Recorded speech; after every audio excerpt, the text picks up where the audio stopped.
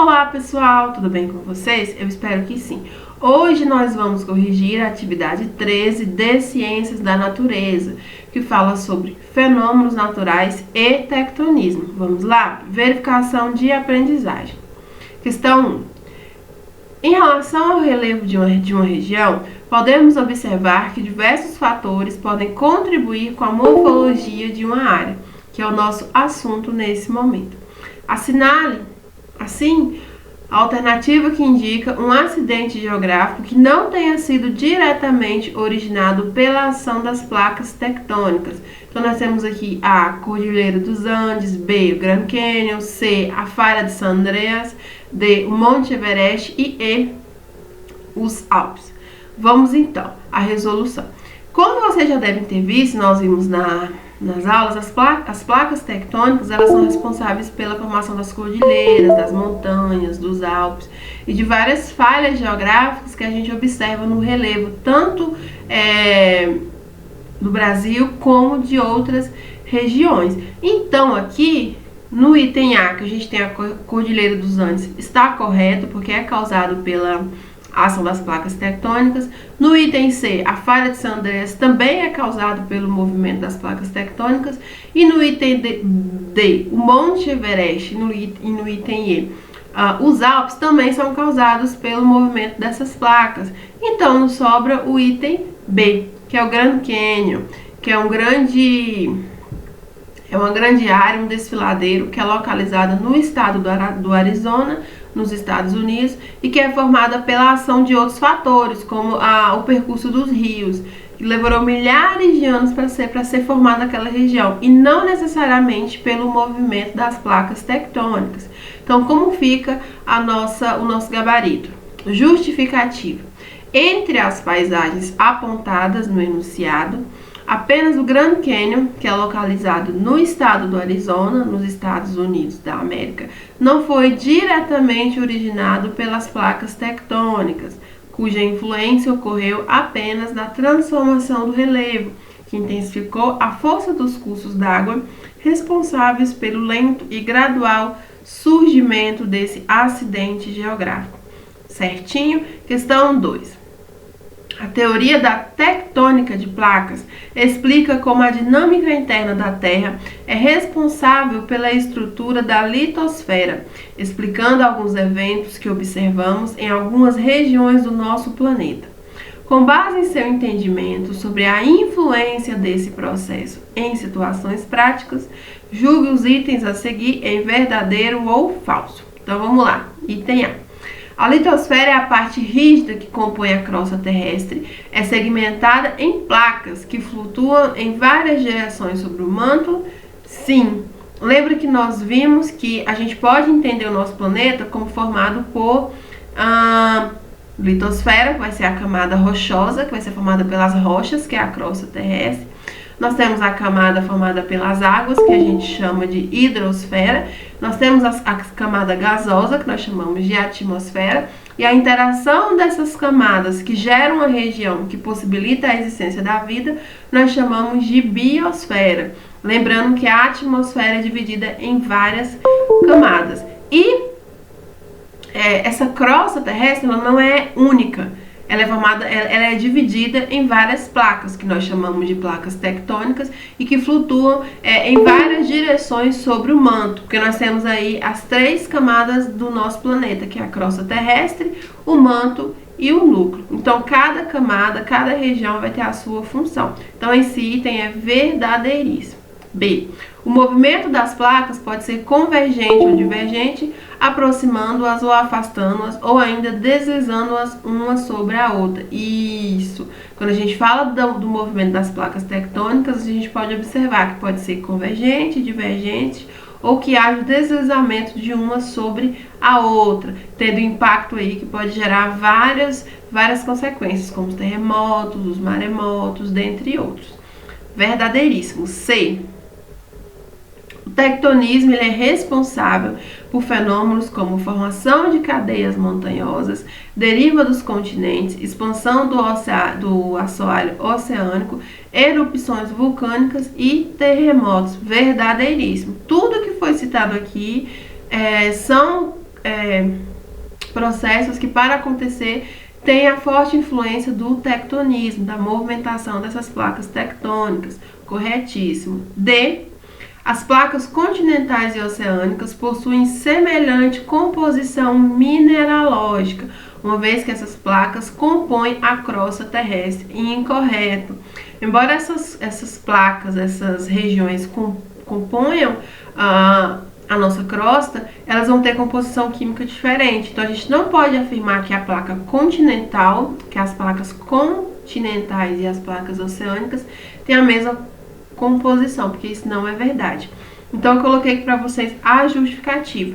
Apesar de constituírem a crosta terrestre, as mesmas irão possuir composição mineralógica diferentes, onde a crosta continental ou placa continental irá possuir em sua composição mineralógica maior teor de sílica, sódio, potássio e alumínio. E já a crosta oceânica, placa oceânica, irá possuir menor teor de sílica, maior teor de ferro, magnésio e cálcio. Então a gente não pode generalizar e dizer que todas essas placas vão ter a mesma composição. Porque se a gente faz uma análise química, a gente vê que a presença de certos elementos e a variação e a concentração de certos elementos químicos vai variar bastante.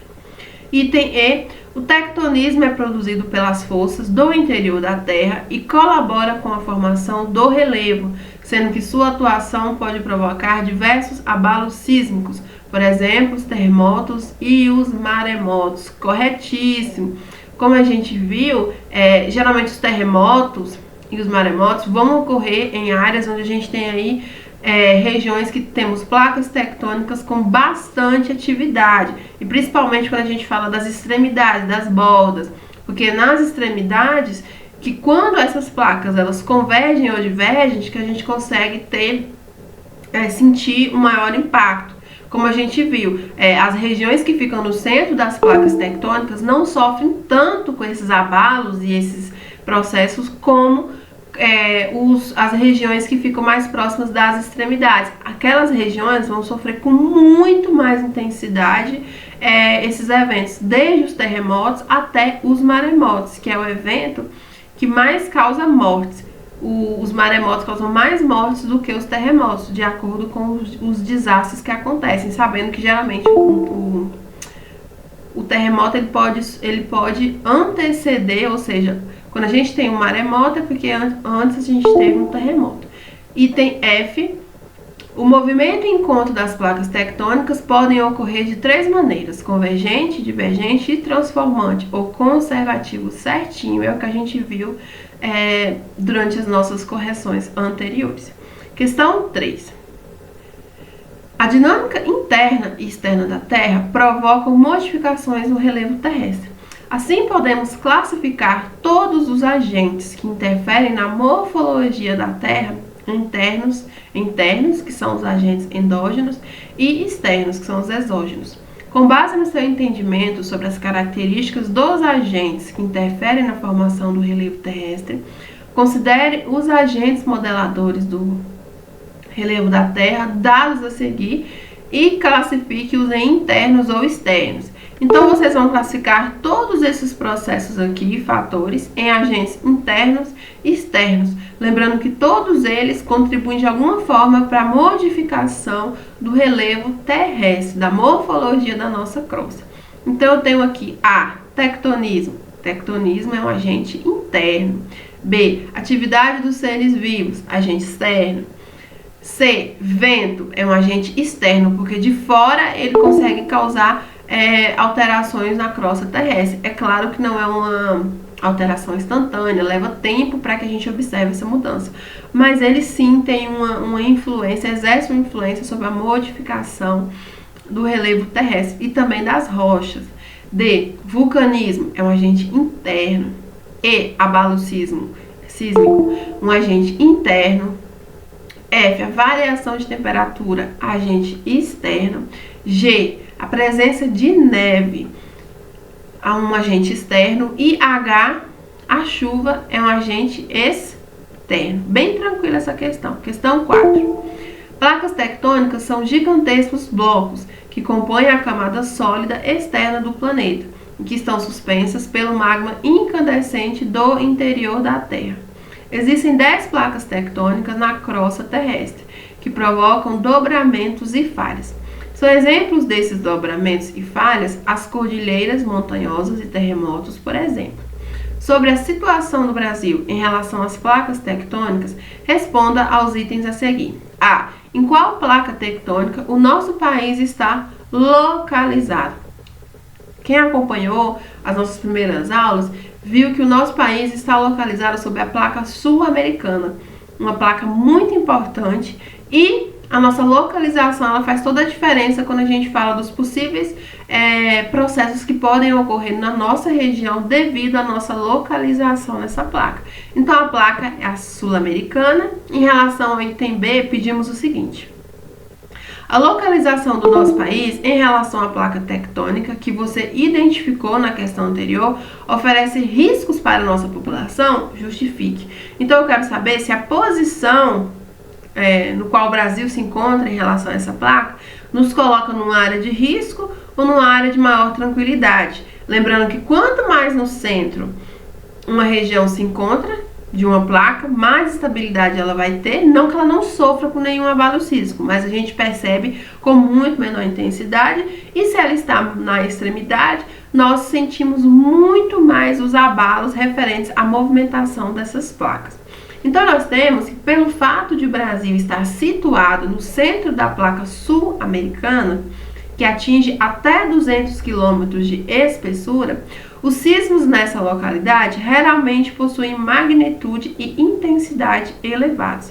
No entanto, existe a ocorrência de terremotos no território brasileiro, causados por desgastes na placa tectônica, promovendo possíveis falhas geológicas. Essas falhas causadoras de abalos sísmicos estão presentes em todo o território nacional, proporcionando terremotos de baixa magnitude, sendo que alguns deles são considerados imperceptíveis na superfície terrestre. Então, devido a nós estarmos no centro dessa placa sul-americana, esses abalos sísmicos que nós, porventura, passemos, nós não sentimos ele com tanta intensidade, pelo fato de nós estarmos no centro. Países que ficam em áreas mais próximas das extremidades da placa, com certeza sentem muito mais do que nós. Então não é que aqui não tenha terremoto, é que a magnitude dele é bem inferior à observada em países mais próximos das extremidades da placa. Ou seja, nos coloca em uma área de certa estabilidade, mas ainda assim precisamos nos preocupar com o desgaste dessas placas tectônicas. Certinho? Questão 5. O tsunami que matou em dezembro de 2004 muitos milhares de habitantes de países banhados pelo Oceano Índico já estava quase esquecido quando, em final de maio de 2006, um forte tremor de terras na ilha de Java, na Indonésia, fez novas vítimas, que chegam a cerca de 5.000 mortos. Então, esses desastres naturais, esses fenômenos naturais, eles são de difícil previsibilidade, então é muito difícil você prever, e mesmo que uma área que já tenha tido tente tomar medidas de proteção, para tentar lidar com esse processo, ainda assim é algo muito imprevisível. Você não sabe a dimensão, você não sabe a hora que vai chegar, o período que vai chegar, então é algo que realmente ainda desperta muito o interesse dos estudiosos de tentar ao máximo conhecer como ocorrem esses processos e proteger a população, que é o pior prejuízo que nós temos, que é quando a gente tem um grande número de mortes, principalmente quando a gente tem os tsunamis. Os dois fenômenos citados, que são os tsunamis e os maremotos, eles estão relacionados às estruturas geológicas cristalinas predominantes na região. B. Representam a ocorrência comum nas regiões situadas no centro de uma placa tectônica. C. Resultam dos desequilíbrios geotérmicos que ocorrem no núcleo, parte central da Terra, ou têm origens semelhantes, pois ocorrem devido à movimentação das placas tectônicas. Como nós já falamos aqui, não uma, nem duas, nem três, mas várias vezes durante essa correção, os terremotos eles são gerados pela movimentação das placas tectônicas. ou seja, regiões que estão próximas às extremidades dessas placas são as regiões que mais vão sofrer com esses processos, e também são as regiões que mais a gente vai ter aí a ocorrência de maremotos, que aí vai ter uma proximidade com algum oceano. Então não vai estar relacionada a geologias cristalinas, nem no caso aqui fala, no item B fala que vai ocorrer numa região que está no centro da placa. No centro não, no centro é a região que a gente tem maior estabilidade.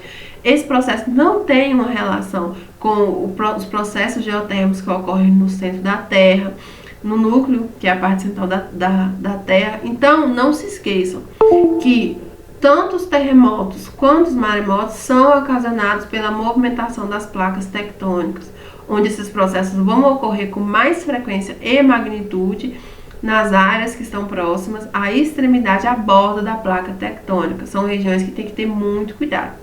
Então, como fica aqui o nosso gabarito? Justificativa.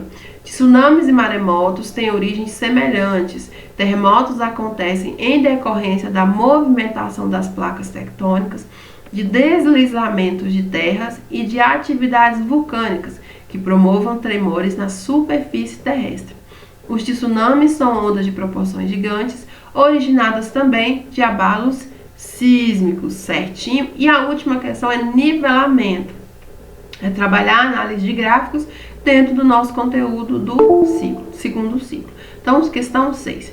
Fenômenos naturais que conhecemos e avaliamos seu impacto na nossa vida acontecem em diversos pontos do nosso planeta, acarretando na maior parte dos registros em prejuízos consideráveis pela população, além de mortes, dependendo da escala do desastre. Assim, é importante para os responsáveis pelo estudo desses eventos dimensionar o real tamanho do impacto e buscar medidas de lidar da melhor forma possível com tais fenômenos da natureza. Vamos analisar o gráfico a seguir. Então, eu tenho aqui um gráfico que traz dados referentes aos danos por desastres naturais. Deixa eu só voltar aqui que desceu demais.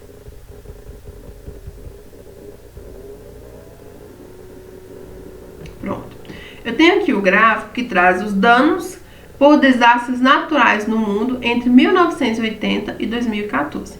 E aí eu tenho todos esses eventos, esses desastres, divididos em 4 classes, que são os eventos geofísicos, que incluem terremoto, tsunami, atividade vulcânica, que é a legenda vermelha. Então, em todos os anos aqui, toda a região que tiver em vermelho corresponde a eventos geofísicos.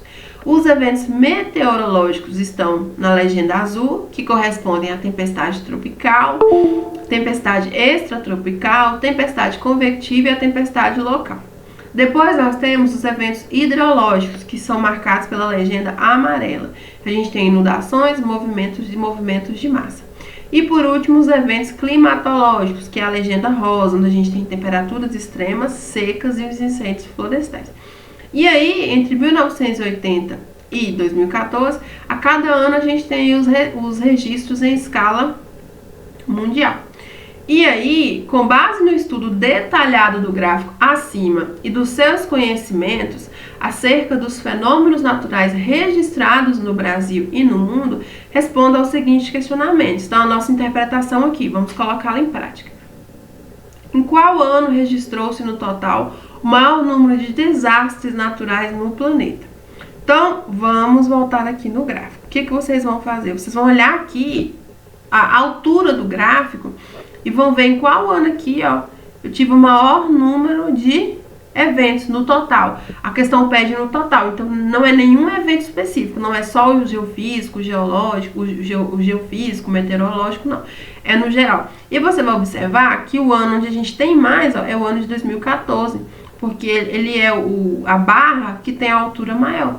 Então a resposta correta vai ser no ano de 2014. 2. Na década de 80, olha só, eu não vou analisar agora o gráfico por completo, apenas a década de 80, entre 1980 e 1989. Na década de 80, qual evento teve o menor índice de registros nos anos analisados nesse período? Então, voltamos aqui na década de 80. Então, ela começa aqui e termina aqui. E a gente vai observar, dentre as legendas, qual é aquela que aparece em menor quantidade.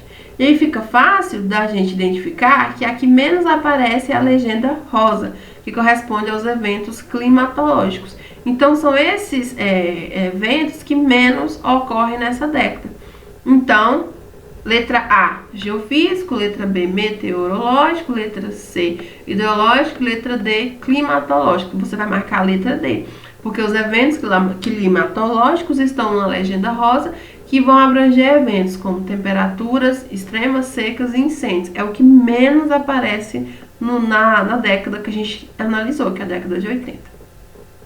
No ano de 2007, qual evento apresentou o maior e o menor número de registros nesse período, respectivamente? Então, a gente vai voltar lá no gráfico novamente e vai analisar no ano de 2007, então aqui ó, 2006, 2007, qual evento que ocorreu em maior e menor quantidade.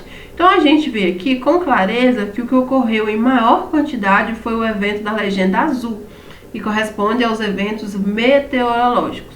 E aí, o que ocorreu em menor quantidade vai ser a legenda em vermelho, que são os eventos geofísicos. Se na questão aparece respectivamente o maior e o menor, então primeiro tem que vir o nome do evento com maior proporção, que ocorreu com maior evidência, e depois com menor evidência. Então vai ficar eventos meteorológicos e eventos geofísicos.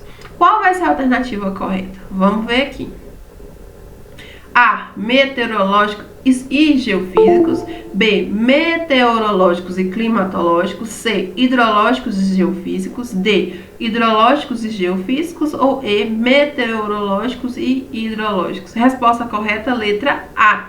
Porque meteorológicos está na legenda azul, que é a que mais aparece, e os geofísicos na legenda vermelha, que é a que menos aparece. Certinho? E a última questão, uma pegadinha para vocês. Quarto item. De acordo com os dados acima, em qual década o Brasil apresentou o maior número de registros de desastres naturais? Então, a gente teria que voltar lá no gráfico e ver em qual década o Brasil teve maior número de desastres naturais no mundo, entre o período citado, 1980 a 2014. Então, aqui a gente pode analisar a década de 80, a década de 90 e entre 2000 e 2010, porque a partir de 2011 a gente não tem como analisar porque a década não fecha.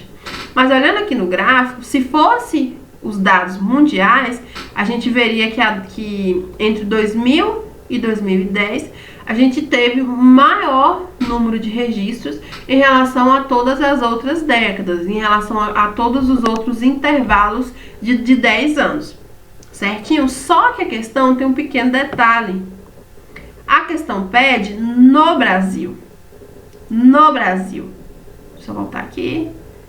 Então, não tem como eu ter esse dado, porque o gráfico ele me traz um valor referente ao mundo, em nível mundial. Então, nesse caso aqui, não tem como você responder. Porque como você analisou o título, legenda e as informações do gráfico, você sabe que nesse gráfico eu tenho dados mundiais, em escala mundial, e não dados referentes ao nosso país. Então, você deveria colocar o seguinte: devido ao gráfico trazer dados em escala mundial entre 1980 e 2014, não é possível determinar qual década o Brasil teve o maior número de registros de desastres naturais, pois as informações dadas são gerais e não específicas do nosso país. Por isso é importante sempre estar atento ao título e à legenda de qualquer gráfico durante a sua análise. Então, quem analisou direitinho o gráfico, voltou lá e deu aquela lida bem atenciosa, viu que, como o gráfico traz dados mundiais, essa resposta eu não consigo dar. Agora, aqueles que fizeram na correria, pode ter passado despercebido, mas realmente foi para mostrar para vocês a importância de sempre observar a legenda, observar o título do gráfico e sempre estar atento à informação que o gráfico traz. Certinho? Eu espero que vocês tenham entendido e qualquer dúvida pode me procurar. Boa correção, 7º ano!